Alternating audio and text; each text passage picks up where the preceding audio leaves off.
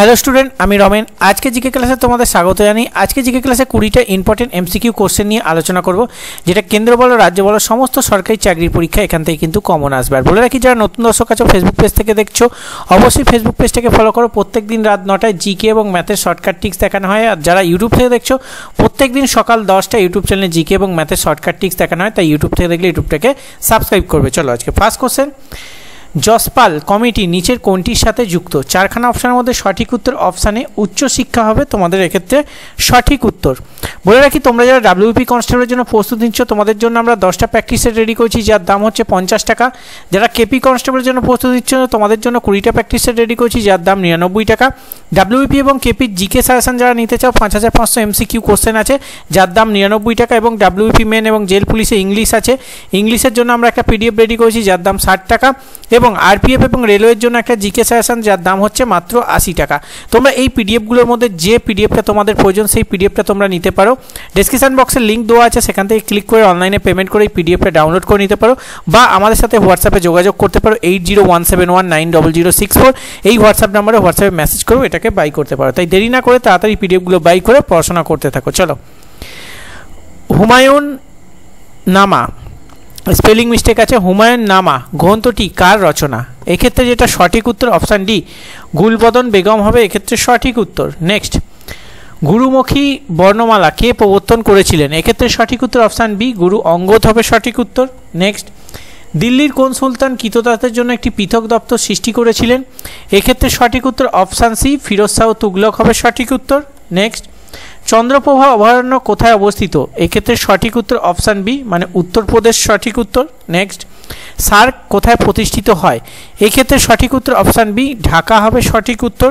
Next, Babur ও হুমায়ুর প্রধানমন্ত্রীদের কি বলা হতো? এক্ষেত্রে সঠিক উত্তর অপশান বি, ভকিল হবে সঠিক উত্তর। নেক্সট, কোন স্তরে জ্বলন্ত উল্কাপিণ্ড এসে নিভে যায়? ভিভিআই কোশ্চেন, এক্ষেত্রে সঠিক উত্তর অপশান সি, মেসোস্ফিয়ার হবে এক্ষেত্রে সঠিক উত্তর। নেক্সট, সবচেয়ে বিশুদ্ধ কার্বন হিসাবে নিচে কোনটি পরিচিত? প্রত্যেকে পারবে, এক্ষেত্রে সঠিক উত্তর অপশান সি, হিরে হবে সঠিক উত্তর। নেক্সট, সাদা হাতির দেশ কাকে বলা হয়? এক্ষেত্রে সঠিক উত্তর অপশান ডি, থাইল্যান্ড হবে সঠিক উত্তর। নেক্সট, কোন বছর হিন্দু কলেজ প্রতিষ্ঠিত হয়? এক্ষেত্রে সঠিক উত্তর অপশানে 1817 সাল হবে সঠিক উত্তর। নেক্সট কোশ্চেন, কোন হিন্দু শাস্ত্র আম্বেদকর পুড়িয়েছিলেন? ভিভিআই কোশ্চেন, এক্ষেত্রে সঠিক উত্তর অপশান সি, মানে মনুস্মৃতি হবে সঠিক উত্তর। নেক্সট, রাজ্যপালকে শপথ গ্রহণ করান কে? এক্ষেত্রে যেটা সঠিক উত্তর হয়ে যাবে অপশান সি, মানে হাইকোর্টের প্রধান বিচারপতি কিন্তু রাজ্যপালকে শপথ বাক্য পাঠ করান।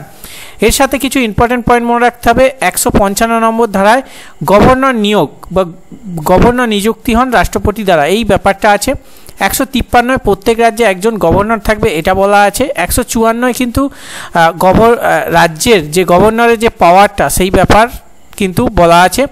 আর 159 কিন্তু গভর্নরের যে শপথ গ্রহণ, সেই শপথ গ্রহণের কথা বলা আছে, যেখানে বলা হয়েছে কিন্তু রাজ্যের হাইকোর্টের প্রধান বিচারপতি কিন্তু রাজ্যপালকে শপথ গ্রহণ করাবে। চলো নেক্সট, কোন শিল্পকে উদীয়মান শিল্প বলা হয়?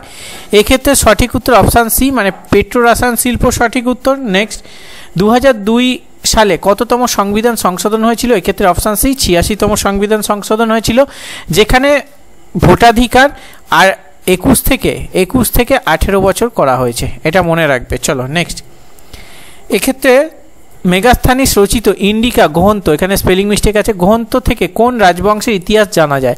এক্ষেত্রে সঠিক উত্তর তোমাদের হয়ে যাবে option C, option C, Maurya বংশ হবে এক্ষেত্রে সঠিক উত্তর। মেগাস্থানিস ভারতে এসেছিলেন চন্দ্রগুপ্ত মৌর্যের রাজত্বকালে, এবং মেগাস্থানিসের ইন্ডিকা থেকে কিন্তু এই মৌর্য বংশের কথাই কিন্তু জানা যায়। নেক্সট, এখানে স্পেলিং মিস্টেক আছে। কোনটি থেকে হাঁপানির ওষুধ তৈরি করা হয়? নিচের কোনটি থেকে হাঁপানি ওষুধ তৈরি হয়? এক্ষেত্রে সঠিক উত্তর অপশান ডি, মানে ডাটুরিন হবে এক্ষেত্রে সঠিক উত্তর। নেক্সট, তরাই ও ডুয়ার্সের মাঝে কোন নদী প্রবাহিত? এই ক্ষেত্রে 18 নম্বর ক্ষেত্রে সঠিক উত্তর অপশান বি, তিস্তা হবে সঠিক উত্তর। নেক্সট, কোন বিদেশি দূত প্রথম ভারতে আসে? এক্ষেত্রে সঠিক উত্তর অপশান ডি, মেগাস্থানিস হবে সঠিক উত্তর। নেক্সট, মানালি শহর কোন নদীর তীরে অবস্থিত? এক্ষেত্রে সঠিক উত্তর অপশান এ, বিপাশা নদীর তীরে অবস্থিত কিন্তু মানালি শহর।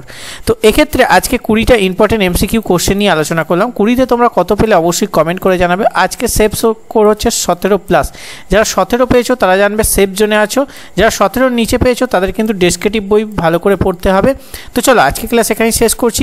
ক্লাসটা কেমন লাগলো কমেন্ট করে ফিডব্যাক দেবে। চলো দেখা হচ্ছে নেক্সট ভিডিওতে। সুস্থ থাকবে, ভালো থাকবে। জয় হিন্দ, বন্দে মাতরম।